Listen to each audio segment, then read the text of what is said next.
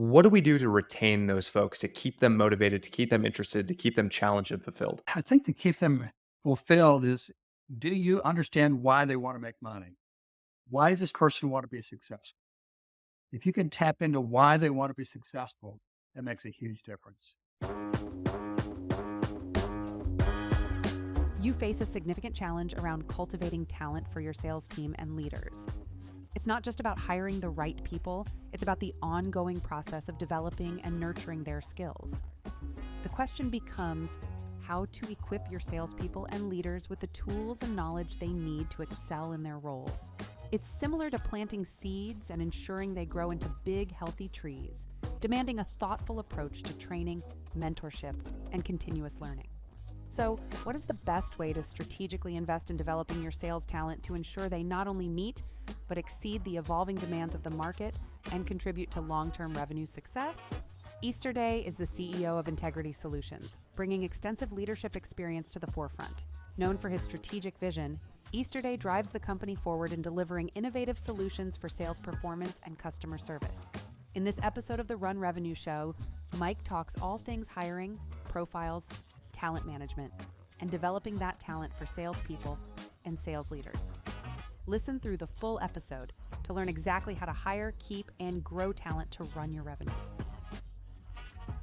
I'm Kyle Coleman, CMO at Clary and host of the Run Revenue Show. Every Monday, I give you behind-the-scenes access to executive conversations with the best revenue pros in the world and get their tips, strategies, and real-life stories for stopping revenue leak, achieving revenue precision, and leading their teams to success. Are you ready to run revenue? Good news. Find the Run Revenue Show wherever you get your podcasts and tune in weekly for new episodes. This is Run Revenue Show with Kyle Coleman. Hello, everybody, and welcome to this episode of the Run Revenue Show. I'm very excited to be joined today by Mike Esterday, the CEO of Integrity Solutions. Mike, how you doing? I'm doing well. Thank you, Cal. Great to be with you.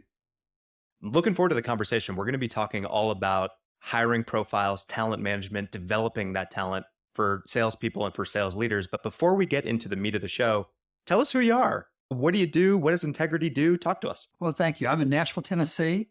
I'm CEO of Integrity Solutions. Integrity's been around for over 50 years, helping people improve sales skills and sales leadership skills. I worked in 130 countries, so we just enjoy what we're doing and helping impact the sales cultures of organizations. Folks in Vietnam or Poland or South Africa or Alabama or New York City, people are people and certain principles work every place. Let's talk about some of those principles and let's just jump right in. Again, we're talking here at the beginning of the fiscal year or maybe end of fiscal year for many people. Hiring and developing, retaining talent, if not number one, pretty darn close to the top of the list for many sales leaders. Let's talk about individual sellers first, Mike. As you've gone throughout the career, as you've been working at Integrity Solutions, and even before that, what kind of attributes are you looking for? Would you recommend the sales leaders listening to this are looking for when thinking about and identifying top talent? If we're looking for sales reps with top talent, it's so often we look at people who have experience or maybe certain product knowledge. But what we found over the years, I've been doing this for over 30 years, is achievement drive is really the multiplier of people's success. We often ask sales leaders if you had two big buckets. One is product knowledge and skills and so forth. And the other bucket is passion, values, achievement drive. Which one is the more important bucket for your top salespeople? I don't think I've ever in 30 years seen people not say it's the second bucket. It's that achievement drive, it's that passion. You can teach product knowledge. You can teach those other things. Do they have the drive to really succeed? And so I'd say that's the number one thing to look for. We did a global study and 84% of sales leaders said that was the driver of success, was achievement drive. So the key is looking for that, asking the right questions for that, and making sure that they have a history that they can go through those tough times to be successful. Achievement drive is a phrase I've never heard before, Mike. Unpack that for us. How can sales leaders assess that? What are some of the questions or topics that you explore to understand somebody's achievement drive? Achievement drive, that's that fire, that's that passion that helps people go through whatever it is to get through the barriers to be successful. In sales, that's a job where you're not going to be getting positives all day long. So we got to go through the ups and downs. Can they do that? Asking questions around that background of what kind of challenges have they had in the past and how they've gotten through those are really critical. In fact, when I am screening sales or even SDR candidates, I often say to them, if you're only failing 9 times out of 10, you're doing something really right. That's a really amazing rate. And so I'm curious, when you're asking people these questions, if you ask somebody, tell me about a time that you went through a big challenge. What was it? What did you do? How'd you react? What's a good answer? A good answer to tell a very specific situation where you had a really tough challenge and it wasn't an easy one to solve, and you have a real life situation. They just didn't make it up. You can tell they really had to go through some tough stuff to make it happen. A second piece is, do they have a sense of passion for what you're selling? What do they view selling as? So many people today have a poor view of selling. You think about what do they see on TV, what do they see in movies, what do they learn in college. Most people don't have a positive view that it's a noble profession. We believe that selling is an extremely noble, positive profession. So if you can ask questions about what their view of selling is and figure out that this is something they can be passionate about, that helps them get through the tough stuff. If it's in healthcare, are they helping save people's lives? If it's in financial services, are they helping people with retirement or putting their kids through college? What is it about what you sell that can get them fired up to help them get through those tough times? Get through those 9 times out of 10 that they get turned down or higher. Whose job is it to define, maybe culturally or as a company, to define what that purpose is? Does that come from the sales team and sales leaders, or is that a higher order bit that maybe goes all the way up to the C-suite? I think it goes all the way up to the C-suite, but at times, a lot of times the C-suite isn't as clear as they need to be. So if in your company they're not clear, what can I control? What can I as a manager put out there as the purpose of why we're doing our job? People can clearly see this is the difference I'm making. Here's the purpose of what I'm doing. People tend to be motivated by that. Especially the younger generation today, I tend to be driven more by purpose. So if you can connect those dots, you can have some great salespeople. I'm curious, and I know we're going a little bit off script here, Mike, but I'm interested because I feel like I see both ends of the spectrum where many companies are rudderless with respect to purpose and therefore they have nothing. And then you see the other purposes that are so grandiose that you roll your eyes at it, like, we're changing the world. Really? Are you changing the world? So how do you find the right balance where that purpose is meaningful, but something that you can truly believe in? Yeah, we've talked to so many companies that have this big purpose statement or a mission statement, and nobody can tell it. Maybe it's on a cup or a mug or someplace, and that's not the only way they know it. But it's on the wall, but they don't live it. What we want to find is specific stories. Not just generalities, but how am I helping this family? How am I helping this company? Whatever it might be. We're helping right now, for example, a pharmaceutical company launch a new drug for postpartum depression. And it's a revolutionary thing. Some women, when they have a baby, may have this forever, may even take their own life because of how they get depressed. This is a drug that can help save lives in 14 days. What is it about? Maybe it's not a life-saving drug that you're selling. Maybe something that could really help productivity, help people be more successful. Maybe it's a software package, whatever it is, figure out how can I help individuals be better at their job, be better in their life. And that can trigger more of a sense of passion versus some grandiose generality. Ultimately, at the end of the day, it really is about people. And so if the company and the execs and the company culture is truly about how we're helping individual people and therefore cascading up and helping departments, companies, et cetera, and then the sellers are aligned with that type of purpose, that seems like the right sort of marriage. And it's important for managers to keep that in front of people. When they get down, remind them of what the purpose is. And maybe the purpose is not something that you're doing for other people. Hopefully it is. But maybe it's a purpose that you have individually. We had an organization one time as a call center that this young man was just new in the business, and he was almost embarrassed because he'd married someone his in-laws were embarrassed. Their daughter had married someone who was in a call center. So his purpose was to show that he could be the most successful person in his business and make his in-laws proud. So what is it as a manager? Can I find out what is it that drives this person? Is it making the difference for that customer? Hopefully it is. But also, what is it personally we want to accomplish? Do they want to save money to buy a new house? Is it put their kids through college? What is it?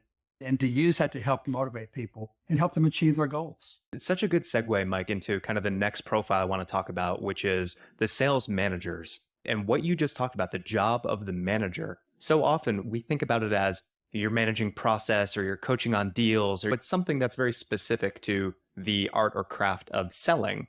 But what you just talked about is a different type of manager, philosophically, a different type of manager who understands their employees' intrinsic and extrinsic motivators and can align the work they're doing with that. And that's a hard chasm to cross for many salespeople that are on a path to sales management. Going down the right path, is that kind of the way you think about sales manager profiles? Too often managers are recruited and are promoted because they're good at sales. Doesn't necessarily mean they can be a good coach. Now, there's a difference between being a coach and a leader and a manager. Too often what people do is they're managing the details and pipelines and so forth, which is a necessary part of the job. But do they know how to build people?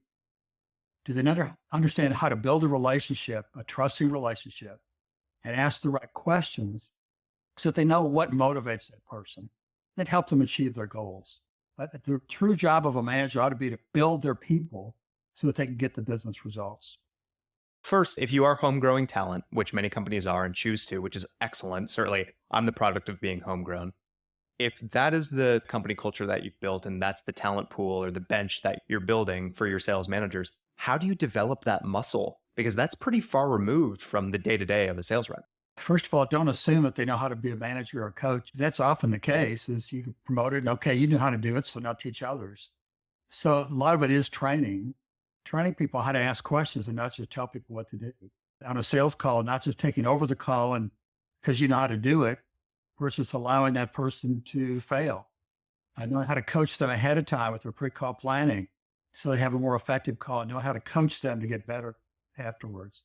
It's not telling them 10 things they did wrong. It's how do you coach them on one specific thing that will help them get better. So a lot of it is training of how that manager needs to become a coach and not just a manager or a super rep. It's easy to be a super rep and go in and do it for the rep. But your job, that's not your job as a manager. Your job is to build your team so they can do it on their own. I view the role of management as providing leverage to the business.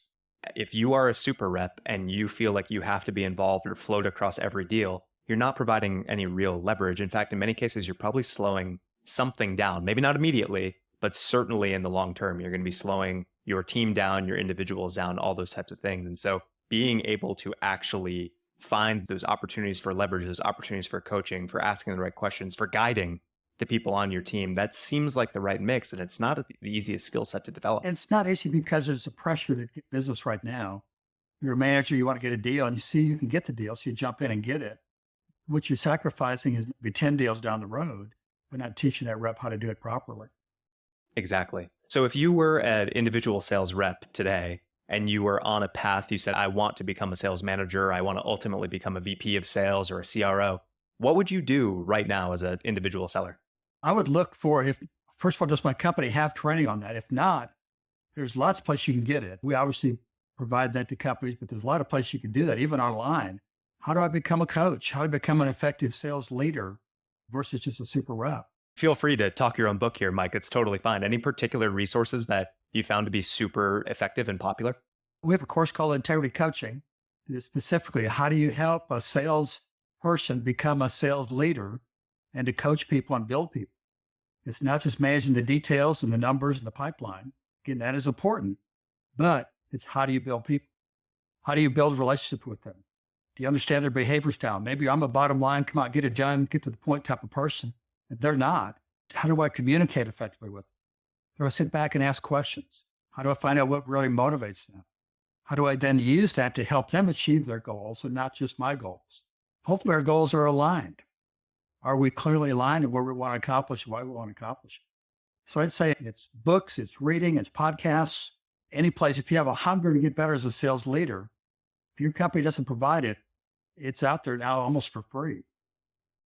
There is so much information out there and there's no shortcut. You can't just wake up one day and be a super effective manager in any vocation, let alone in sales. And so you have to be intentional. You have to put on your learning machine hat and you have to go out and seek this information. Many companies don't have super robust internal training.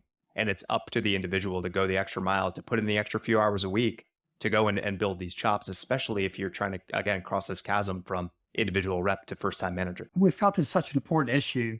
Our newest book coming out, Listen to Sell, is about how do you become successful as a salesperson. But every chapter then has a coaching corner. So if I'm a rep and I'm not being coached properly, I can use that as self-coaching. How do I get better at asking questions or closing or working through objections, whatever it might be? If I'm a manager, I can use that as my guide of how to coach my sales reps effectively. There's chapters at the back on top of the coaching corners of how to be an effective manager and effective coach. Let's keep moving up the hierarchy here, Mike. We talked about individual sellers. We talked about frontline managers. What about a second line leader? What's the profile difference? What's the skill set difference that you look for in evaluating a second line leader? Sometimes the second line leader often gets tied up in all the numbers and the details and reporting up to the C-suite. Often they forget that they need to model the coaching behaviors that they expect of their frontline manager. People tend to do what they see modeled by the person above them. So if that frontline sales manager is not being coached by his or her leader, they're probably not going to model that back with their sales rep. The same principles ought to be applied as you're coaching the sales managers. And often that's not the case.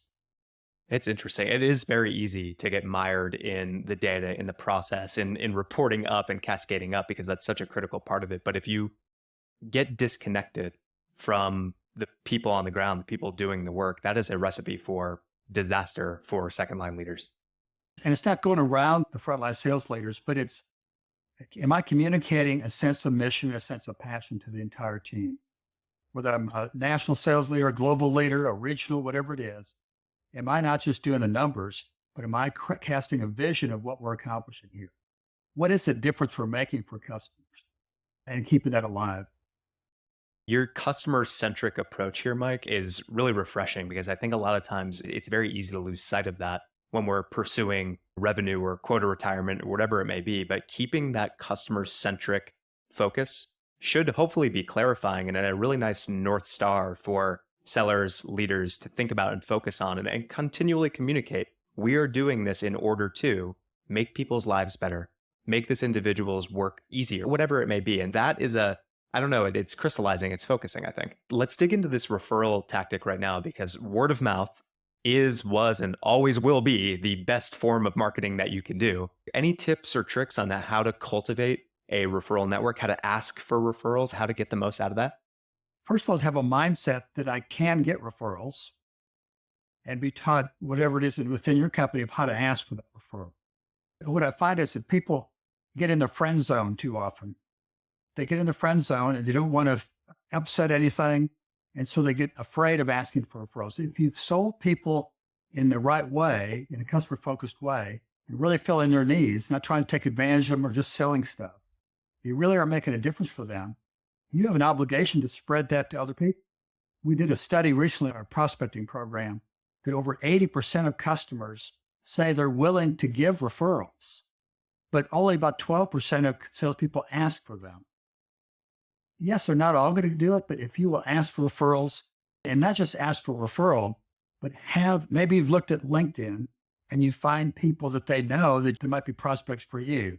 Instead of just asking generally, ask specifically, these 4 or 5 people, there's someone you could refer me to and introduce me to. And the question is, are they willing to step up and actually introduce you to that person or just get you the name? Either way, it's better than not asking for it. Absolutely. My goodness, 80%. I just want to reiterate, 80% of prospects are willing to give a referral and only 12% of sellers are asking. That's a huge gap. It's a huge opportunity. They were not taking advantage of it. How much easier that is to sell someone who's already been referred by a happy customer? Or at least if you have a name, you're calling an organization and you call all kinds of potential buyers. And we know there's a lot more potential influencers and buyers today than there used to be. Make a decision. So everybody listening to this podcast, if you take nothing else away, some way, somehow, go implement a referral process. And Mike, your advice is spot on. It can't just be, hey, Mike, do you happen to know anybody who'd be interested in buying Clary? That's a very lazy way of asking for a referral. It's, hey, Mike, I saw you're connected to Bruce and to Laura. Do you know either of them well enough to make a referral? I think they could be a good fit because of XYZ reason. I'll ghostwrite you the note. Let me know. Thank you. And add some specificity to it. Do the job, do the work for the prospect. Perhaps describe the type of customer is the best customer for you. So give them some context. Most people either don't ask or they do what you said. They just ask the question, anybody you could refer me to. Mike, I'm curious to get your read on the landscape has been changing for sellers ever for a while now, but accelerated by COVID. And many sellers are now in a virtual world where camaraderie is harder to come by inside the company. They're left to their own devices, and it's difficult. It's difficult to do this kind of remote work selling. So I'm curious if the talent profile has changed, how the profile has changed, what kind of hallmarks you're seeing in effective reps versus non. Well, a lot of reps, they need to be able to work by themselves often versus in an office or where you got a team environment. But one thing that's different today is a lot of times people wonder if sales is even necessary out there. There's so many bots and chat boxes and this and that robots that can do things. But we believe today is the best time in history to be in sales. Because if it's just a robot, that's okay. You can place an order on Amazon.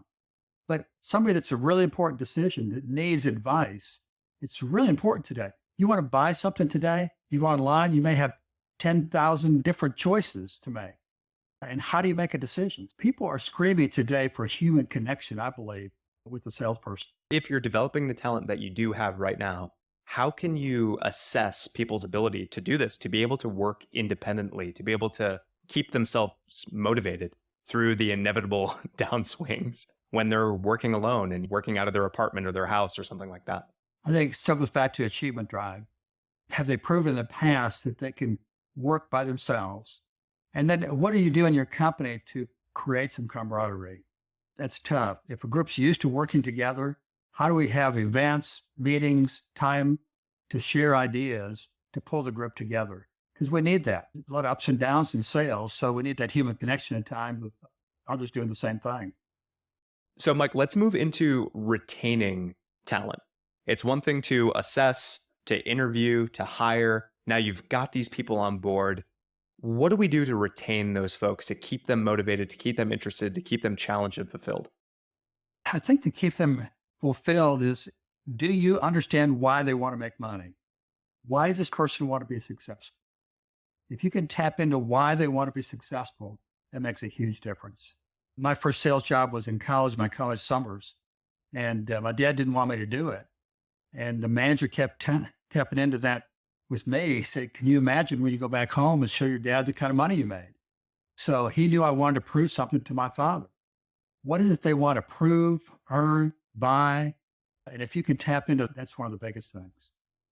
It's interesting because there seems to be some aversion that many sales leaders have to focusing on that extrinsic motivation. It's almost not frowned upon, but it's strange to talk about money as a motivator for some people. But it's so clearly a motivator for getting into sales in the first place, that leaning into it and understanding why somebody's interested in, the family they're supporting, or you mentioned the mortgage that they're paying or whatever. It's important to understand those extrinsic motivators. It is. And most times in sales, you have some kind of compensation where you can earn more money. And that's perhaps why they're in sales. And we were working with an insurance company, and this guy had been a former school teacher, and he realized he couldn't make enough money to put his kids through college. So he said, I've got to get into something else. So he got into sales, but he didn't do well because he felt embarrassed to be a salesperson. So the manager worked with him on shifting his mindset of what he was doing for customers and the value he was creating. That helped him be successful. But the manager knew he wanted his kids to go to college, and he couldn't do it without making enough money. What is it that people want to accomplish? Where they want to prove, where they want to buy, and that could help motivate folks. Let's assume that we have all of that figured out and the relationship between the manager and the seller is great and they're all aligned on the extrinsic motivators, the purpose, all those things. Let's focus more on the more literal professional development. I know it's the case right now, Mike, for many companies where the growth rate has slowed and opportunities for promotion are not as readily available as they were 2 years ago when everything was up and to the right. And so that promotion path has narrowed, but we have to keep our team challenged from a vocational standpoint in their current job. How can managers think about giving more to their reps? How can managers think about challenging their reps to develop new skills in their role? Hopefully you have people that are not just wanting to be stagnant. Do they have a growth mindset? And Carol Dweck talks a lot about that. So if you can figure out what do people want to become, help them paint a picture of the kind of person they want to become, whether it's in this position or a promotion down the road. And if people feel like they're growing, that helps them retain in that job also.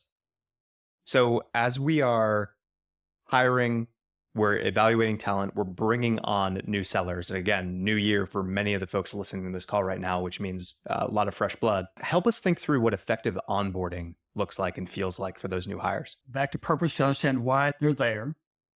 So it's a skill issue and a will issue. People are successful. We think there are three key conversations. One is, do they know how to have a conversation with the customer? That's a given. Do they know how to approach people properly, how to ask the right questions, present the value proposition they have, work through objections, close, and so forth? They have to have that skill. That's a foundational piece. There's a second conversation that people have with themselves more times a day than they do with customers, too. And that's what they say to themselves. If you can have a relationship where you're figuring out, what do people say to themselves? Do I believe I can be successful at this job? I'm going to be average. They're thinking I've been average in the last 5 jobs.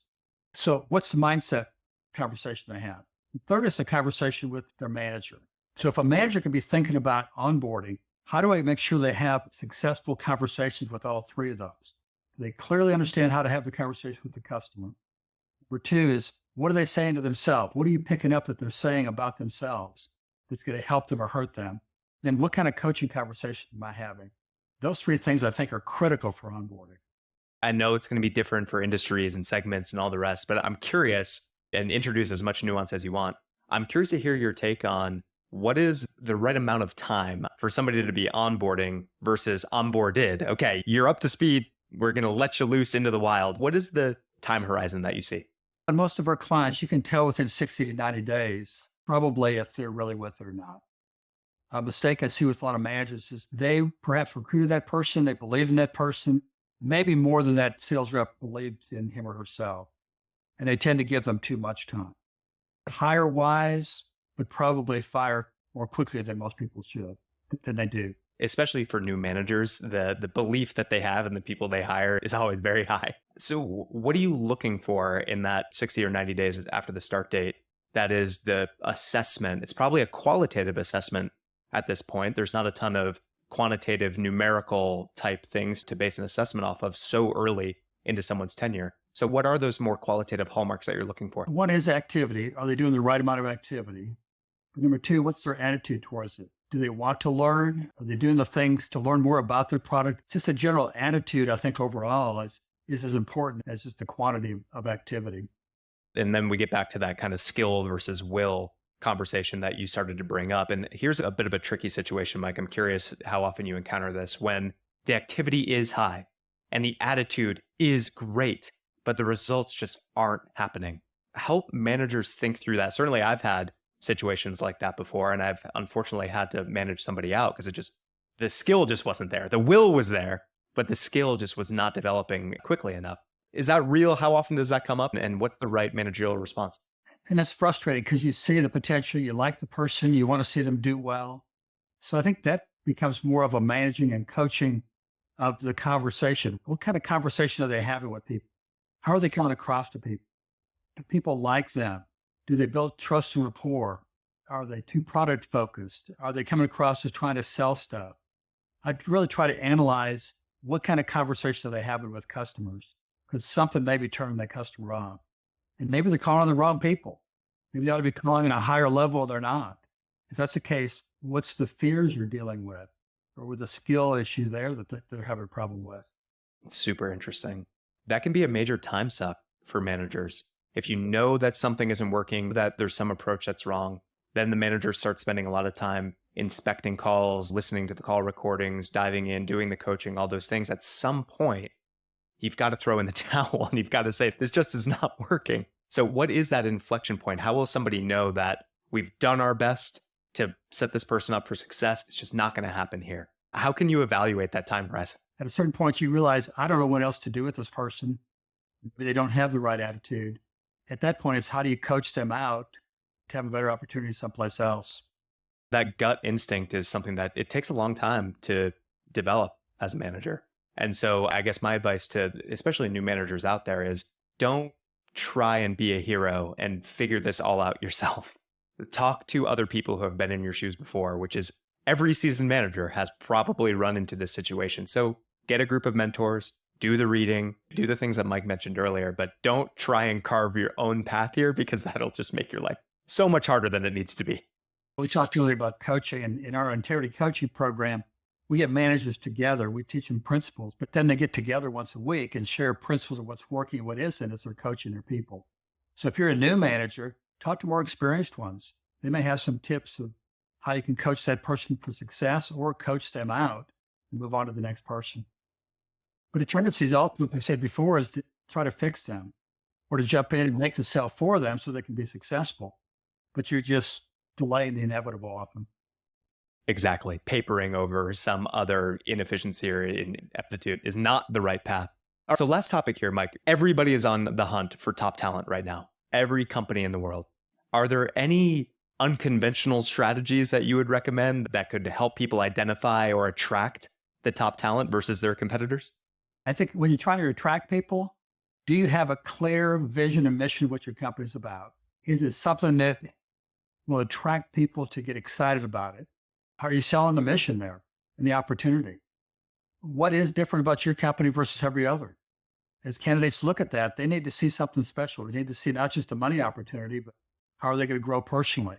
What's this mean for their career? Are there promotion opportunities? Beyond the product, beyond the feature function, or how you started this conversation, the mission of the company, the vision of the company. And if you can do a good job on that, you're going to set yourself apart. So thank you, Mike. This has been super helpful. I'm curious, you strike me as somebody who is extremely well read. And I like to end all of these podcast episodes by leeching the wisdom out of you. What would be a book that you would recommend to an individual seller right now to succeed in 2024? And what would be a book that you'd recommend to a sales manager to succeed in 2024? I would say Integrity Selling is a book that we've been involved with for over 30 years now. Several 100,000 people around the world have read that book and contribute that to their success. Our newest book, Listen to Sell, we think is state of the art of how sales works in today's market. Another one for managers is the people principle. That's how do you actually coach salespeople to success? Where can people go to learn more about you? Where can people go to learn more about Integrity Solutions? Visit our website, integritysolutions.com. There's all kinds of free resources, podcasts, YouTube, blogs, articles, kinds of things that are free there for you to pull down. Our new book, listentosellbook.com, be available February 6th on Amazon and bookstores. Check that out. And if you have any questions, just reach out to us and we'll be glad to have some brainstorming about sales leadership, sales success with one of our account managers. Beautiful. Mike Esterday, CEO of Integrity Solutions. Thank you so much for the time. Kyle, appreciate it. It's been fun. That is a wrap for this episode of the Run Revenue Show. Don't forget to subscribe, rate, and review. Tell a friend or family member, and we will catch you next week. Don't let what you heard today go to waste. Take 2 minutes to download today's checklist to get your priorities in line for the week. You can find that linked in our show notes. And if you liked what you heard, make sure you give us a 5-star rating and leave a review. We'll be back next Monday with more to help you win your week.